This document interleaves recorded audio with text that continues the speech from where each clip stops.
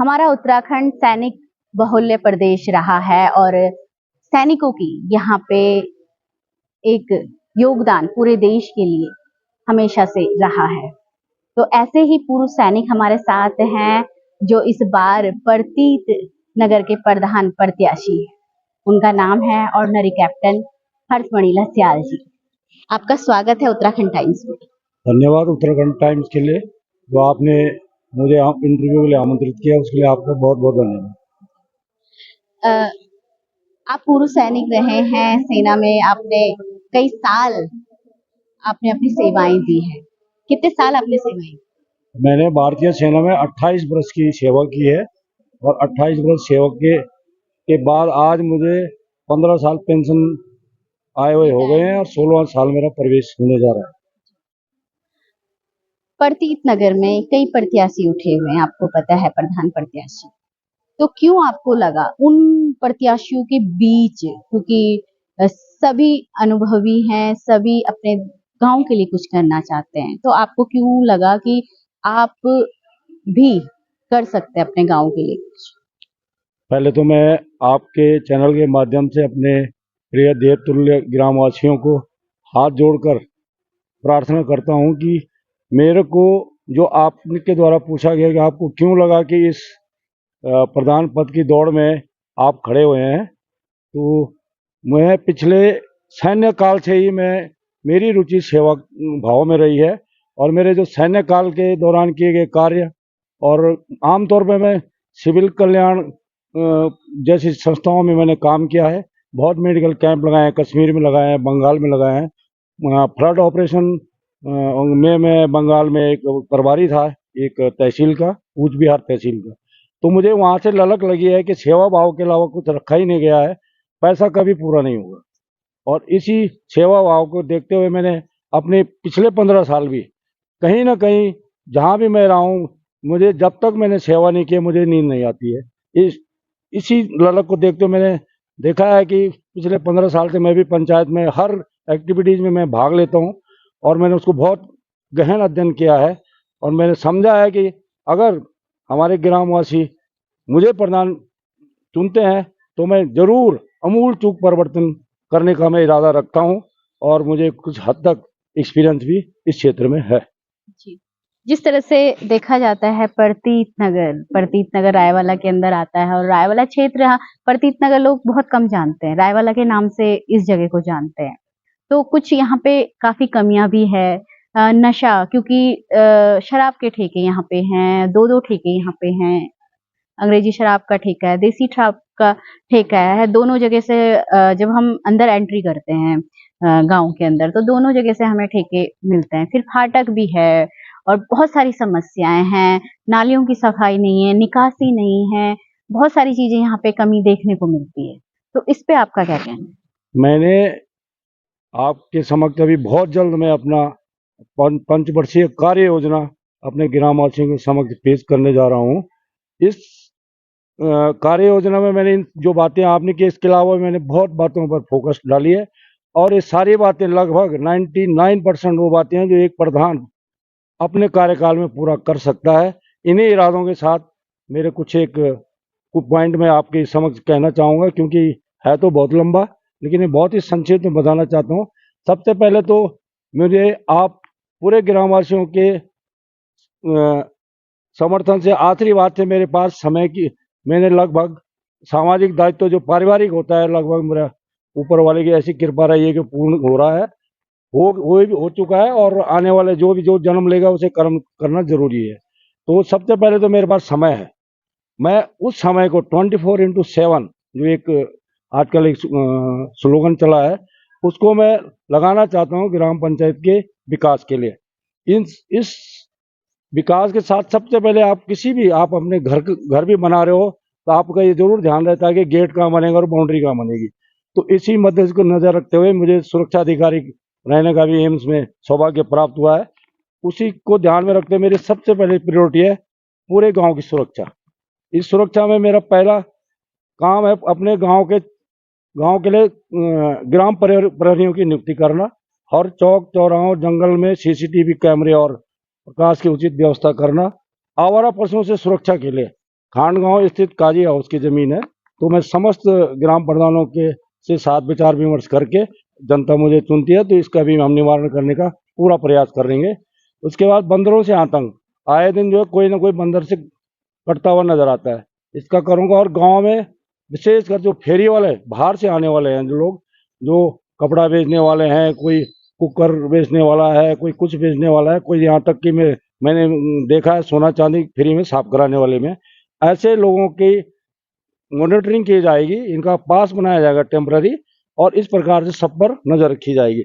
इसके अलावा एक यहाँ का सबसे ज्वलंत उदाहरण है मोटरेबल ओवर ब्रिज, जो कि जिसके लिए आपको मैं बता रहा हूँ कि मैंने 2012 में एक वसुदेव कुटुंबकम एक सामाजिक निर्माण संस्था थी, उनके साथ और हमारे सैनिक संगठन के जुझारू सैनिकों द्वारा रेल रोको आंदोलन किया गया था, जिसमें हमारे पॉइंट थे मोटरेबल ओवर ब्रिज और यहाँ पर जाने वाली समस्त गाड़ियों का ठहराव। इन बातों ये मोटे मोटे मेरे सुरक्षा के पॉइंट हुए। नेक्स्ट साफ सफाई, इसके बाद दूसरा बहुत बड़ा मुद्दा है। तो आपको मैं पूरे ग्रामवासियों को बताना चाह रहा हूँ कि आपके पास एक ऐसा प्रधान पद का प्रत्याशी है जिसके पास हेल्थ सैनिटरी इंस्पेक्टर का डिप्लोमा होल्डर है। मुझे वो भी सौभाग्य मिला है कि सेना में रहते हुए मैंने ये कोर्स भी किया है, तो मैं उसका पूरा पूरा इस्तेमाल सफाई प्रबंधन में करूंगा। हर गाड़ी कूड़ा करकट की गीला हो सूखा उसकी मॉनिटरिंग की जाएगी और रोस्टर बनाया जाएगा, उसकी जवाबदेही तय होगी। और जिसका कि जवाबदेही हम कूड़ा जब हम गाड़ी में डालते तब से लेकर के डिस्पोजल तक इसकी रोस्टरिंग होगी। इसी प्रकार कुछ एक नशाखोरी, अभी आपने भी पॉइंट लाए थे, तो नशाखोरी की प्रवृत्ति रोकने के लिए सबसे पहले हमें अभिभावक के साथ जो है जागरूकता अभियान चलाना पड़ेगा, और इसके साथ खेल खिलाड़ी प्रोत्साहन योजना, जब बच्चों को और शिक्षा क्रियाकलापों में बेहतरी के लिए काम करना, और जरूरत पड़ी तो उत्तराखंड मित्र पुलिस के साथ सहयोग करके इस नशाखोरी के सोर्स को दूर करवाया जाएगा। और एक और बड़ी चीज है ग्राम पंचायत की आम बैठक का, किसी भी जनता को 5 साल तक पता ही नहीं लगता। तो मेरा एक उद्देश्य है कि जो बैठक आम बैठक विशेषकर जिसमें कुछ मुद्दे पहले से बताए जाते हैं, उन मुद्दों को प्रचार के जो भी साधन है, पंपलेट डाल के, सोशल मीडिया या रजिस्टर, हर वार्ड मेंबर के पास रजिस्टर होगा जो इस प्रकार की गतिविधियों को हर एक ग्रामवासियों से सिग्नेचर करवाएगा और उनको जागरूकता देगा। इसी प्रकार से खेल विकास, अब ये हमारे पास खेल मैदान है, और मैं और बताते हुए आपको मैं बता रहा हूँ, इस खेल मैदान बचाने में हमारे स्पेशल स्पोर्ट्स क्लब, उसका मैं मेंबर भी रहा हूँ, उस समय तत्कालीन अध्यक्ष भी मैं ही रहा हूँ। सैनिक संगठन के बहुत वीर नारियों ने बड़ा प्रयास करने के बाद हम लोगों ने खेल मैदान बचाया है।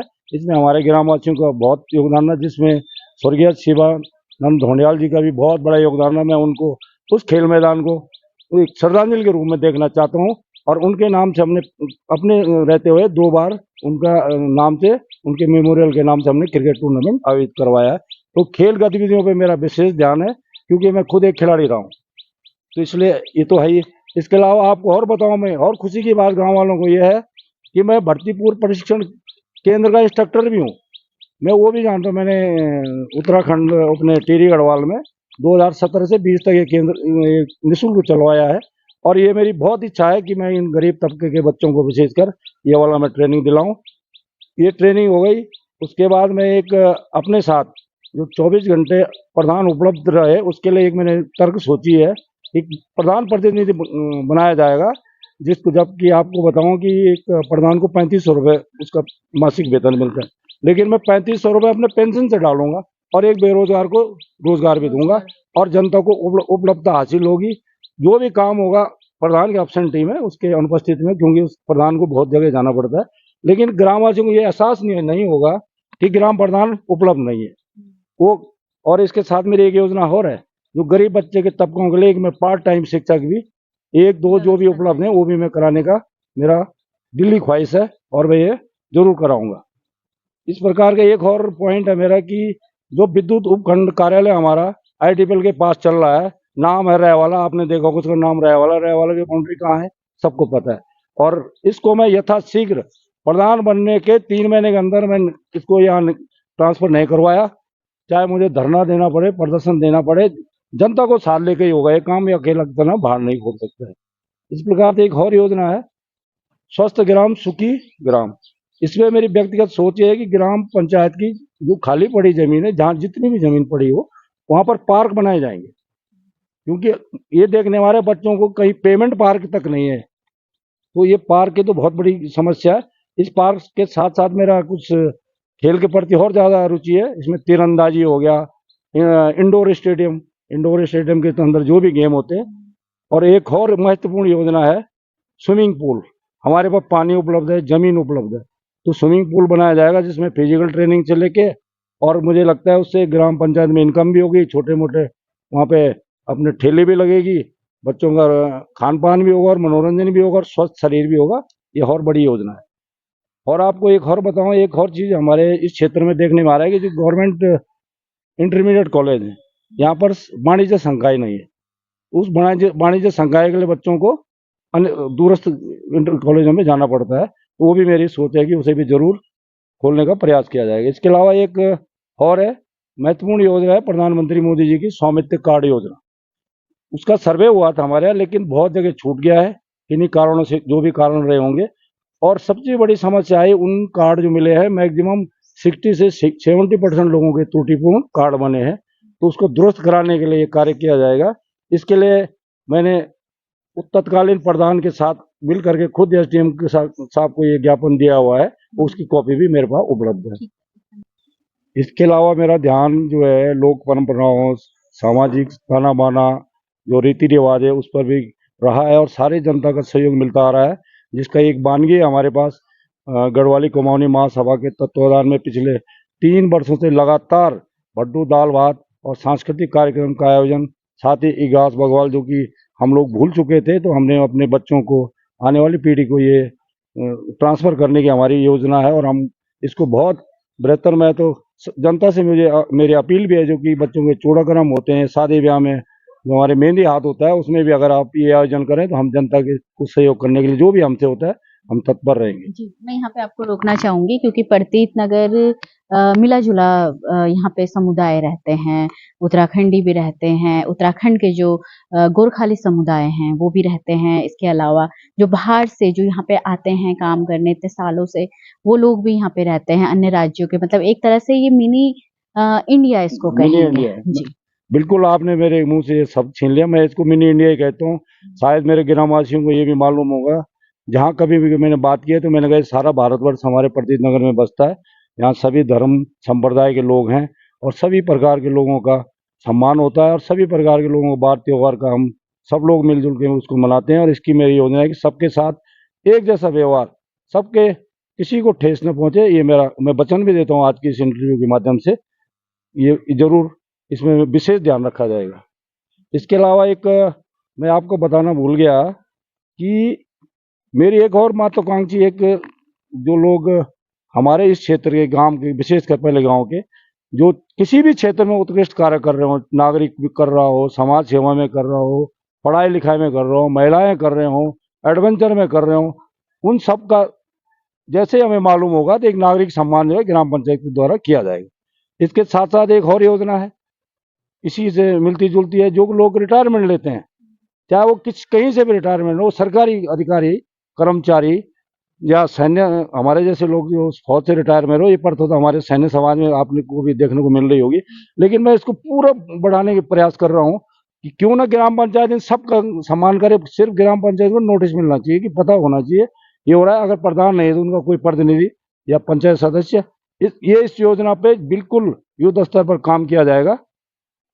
यही मेरा जनता से मेरे बहुत इस बारे में बहुत सोच विचार है। और अंतिम बात मैं ये कहना चाह रहा हूँ कि ग्राम प्रधान सिर्फ मिलन केंद्र में बैठने के लिए नहीं है।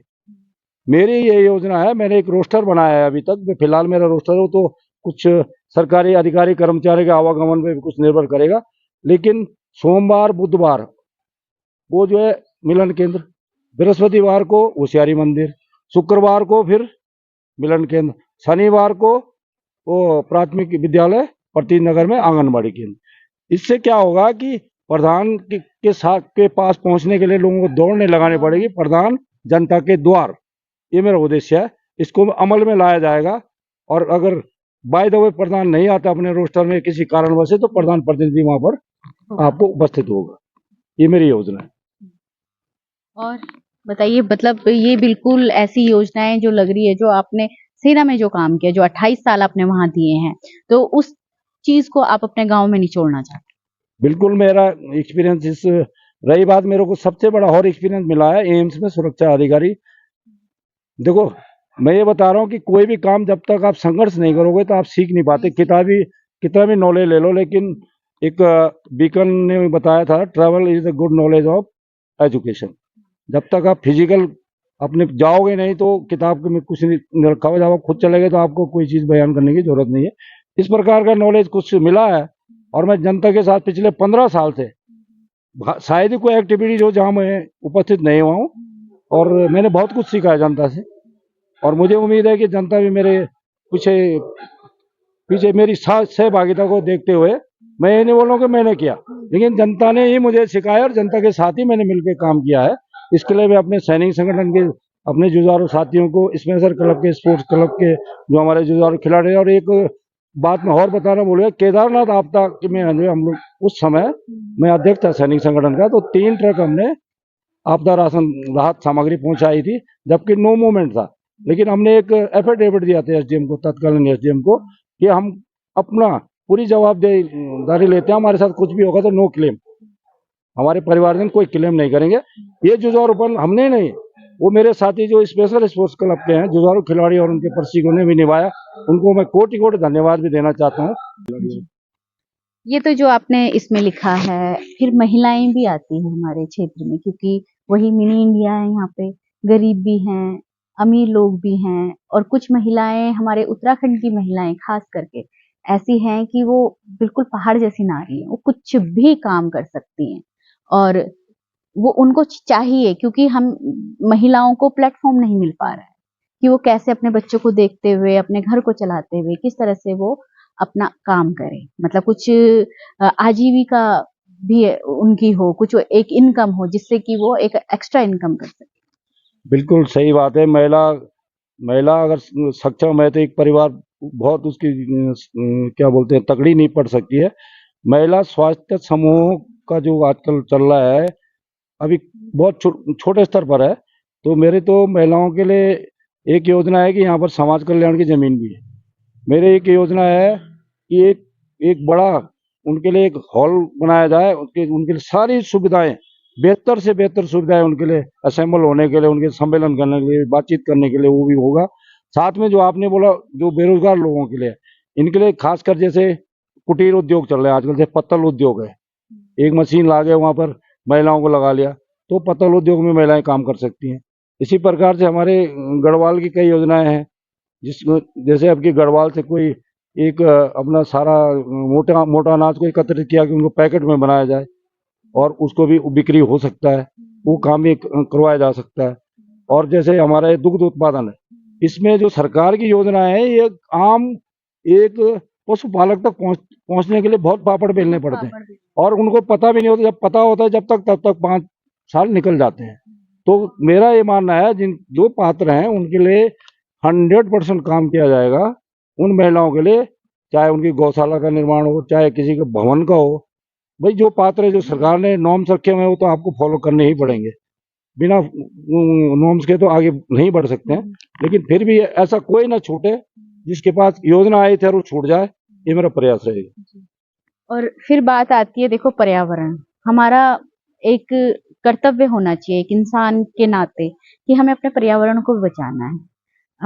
देख रहे हैं जिस तरह से प्रतीत नगर में कहीं आपको खाली जमीन नहीं दिखती है, जो दिख भी रही है, जो कभी हम होशियारी से देखते हैं या डांडी से देखते हैं, जो सुंदर सुंदर खेत हमें दिखाई देते हैं, वो भी घटते चले जा रहे हैं। वहां पे भी ये कंक्रीट, ये सीमेंट के मकान, यही सब आ रहे हैं। तो इनके लिए भी कुछ है कि इस तरह की ये खेत हमारे बच पाए?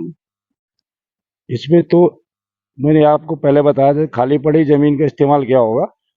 पार्क भी बनेंगे, पार्क के साथ साथ जो है पौधारोपण भी होगा, उसमें गार्ड लगेंगे, गार्डनिंग होगी बाहर से, जिससे उसको कोई नुकसान न पहुंचाए। जैसे कि इसका एक छोटा उदाहरण है, हमारे सेमॉल कॉम्प्लेक्स में है। वो तो पौधे तो हो गए, लेकिन गंदगी का हमारे आभार पड़ा हुआ है। लेकिन मैं खुद सोचता हूँ कि अगर उस वाले एरिया को गवर्नमेंट से, अपने वन निगम से लीज पे लिया जाए तो वहाँ पार्क भी होगा और पर्यावरण को भी बढ़ावा मिलेगा। ये मेरी कुछ सरकार की योजना है कि अपने पंचायत की जो खाली पड़ी जमीन है उनमें मल्टीपर्पज योजना चले, पर्यावरण भी सुरक्षित और पार्क भी हो सकता है। इस प्रकार की हर चीज को सोच विचार किया जाएगा। सब चीजें जब आप सबसे विचार विमर्श करेंगे, कुछ ना कुछ रस निकलता है और उस रस का जो है बाद में अमृत बन के बाहर निकलता है। इस प्रकार में हाँ, प्रतीत नगर की ग्राम सभा में सबसे ज्यादा, ऋषिकेश की जितनी भी ग्राम सभा है, सबसे ज्यादा बजट आता है यहाँ पे। मतलब 1 करोड़ एक साल में, 1.25 करोड़ इतना बजट आता है एक साल में। और ये इस इतने में बहुत काम हो सकता है। मतलब 5 साल में हम बहुत ही सोचे तो 5 करोड़, यदि आदमी बहुत ज्यादा जागरूक है, बहुत ज्यादा काम ला सकता है, तो 10 करोड़ का काम कराना अपने गांव में कोई बहुत बड़ी बात नहीं है। बिल्कुल। इस बजट का जो आपने बजट की बात की है, बजट को एक तो गवर्नमेंट दे रही है, लेकिन सरकार के मुंह से खींचा जाएगा।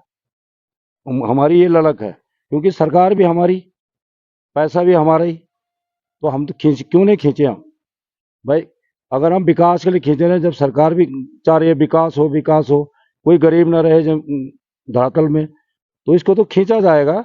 और जब उसको जमीन में लगाया जाएगा, जो पात्र, मैंने पहले भी ये शब्द इस्तेमाल किया था, पात्र नागरिकों को लगाया जाएगा, तो क्यों एक न एक दिन जो है गरीब थोड़ा अपर श्रेणी में आएगा, अपर श्रेणी से अपर आएगा। तो ये धीरे धीरे इस प्रकार ये योजना सफल हो सकती है और बजट का भी सदुपयोग होगा। लेकिन बजट का सबसे बड़ी चीज है कि किसी को पता ही नहीं है कि बजट आया क्यों। तो मैं तो ये समझता हूँ कि जो बजट आएगा, मेरा तो ये प्लान है, जनता ने मुझे आशीर्वाद दिया, अगर सपोज मैं 11 नंबर वार्ड का निवासी हूँ, तो मुझे जनता ने प्रधान चुन दिया, तो मैं तो सबसे पहले बजट बनाऊंगा 11 नंबर वार्ड में इतना पैसा है, फॉर एग्जाम्पल 10 लाख रुपए है, तो मैं पंचायत सदस्य के साथ पूरे वार्ड के लोगों की मीटिंग कराऊंगा कि आप बताओ 10 लाख में अगर कोई नाली की योजना है या सड़क की योजना है, तो बताया जाएगा भाई ये योजना आप बताओ कहाँ से शुरू करना है, कैसे करना है। मतलब पूरी तरह से पारदर्शिता भी रहेगी। पारदर्शिता होगी। और उस वार्ड का सारा दारोमदार वार्ड पंचायत सदस्य के पास, क्योंकि पंचायत सदस्य भी तो उसकी भी तो जवाबदेही होनी चाहिए। और जब जवाबदेही देंगे तो उनकी भी कुछ इज्जत भी होगी, उनके कर्तव्य परायणता भी आएगा। अब नहीं तो वार्ड सदस्य तो खाली, अभी आपने देखा होगा कि अभी कोई पंचायत सदस्य बनना ही नहीं चाहता, और बड़ी बनना भी नहीं चाहता। और दूसरी बात, एक खुशी की बात भी है कि अभी हमारे कुछ निर्विरोध भी आ गए। दोनों पहलू है इसमें, सिक्के के दोनों पहलू हैं। लेकिन कुल मिला के ये है कि पंचायत सदस्य के साथ ही मिलजुल के विकास कार्य को आगे बढ़ाया जाएगा। हम बात कर लेते हैं, स्टैचू आपने यहाँ पे रखा है, तो इसकी भी बात। ये स्टैचू आमतौर पे हमारे गढ़वाल में जाना जाता है कि वीर गब्बर सिंह नेगी, जो चम्बा टेरी गढ़वाल के रहे हैं, ये इनको प्रथम विश्व युद्ध में इन्होंने अंग्रेजों के अपनी, ये जो आप देख रहे हो ना, इसके आगे एक बैनट बोलते हैं इसको, जो आमतौर पे सिविल की भाषा में चाकू बोलो, जब गोलियां खत्म हो गई तो इसने खंदक बोलते हैं, जो बंकर होते हैं वहां, इसके थ्रू जो है इसने सारे अंग्रेजों को नेस्तनाबूद कर दिया। तो इनकी इस वीरता को देखते हुए तत्कालीन सरकार, और आज भी फ्रांस के एक म्यूजियम में ये स्टैचू लगा हुआ है, इनको उस समय के सरकार ने जो है विक्टोरिया क्रॉस दिया था। और आपको मैं और जानकारी दे दूं कि हमारे माननीय प्रधानमंत्री भी जब फ्रांस गए थे, अगर आप फ्रांस कोई भी लोगों को थोड़ा सा भी ध्यान हो, स्टैचू फ्रांस की गवर्नमेंट ने भी जब मेमोरियल में गए थे प्रथम विश्व, तो यही स्टैचू उनको भेंट किया गया था। हाँ, मैं इनको सलूट करता हूँ। और आज हमारे जो गढ़वाल राइफल रेजिमेंटल सेंटर में जो कसम परेड होती है, वो इनके सामने ही होती है। इनके सबसे ऊंची जगह पर स्टैचू लगा रखा है, और हमारी अंतिम पग यात्रा बोलते हैं जिसको हम सलूट लेते हैं, इनके समक्ष ही होती है। ये वीर गढ़वाली सैनिक के नाम से प्रख्यात है पूरे वर्ल्ड में। तो इनका और हमारा जो लड़ाई का मोटो है, बैटल क्राइज जो शब्द बोलते हैं, बद्री विशाल की जय, की जय, की जय।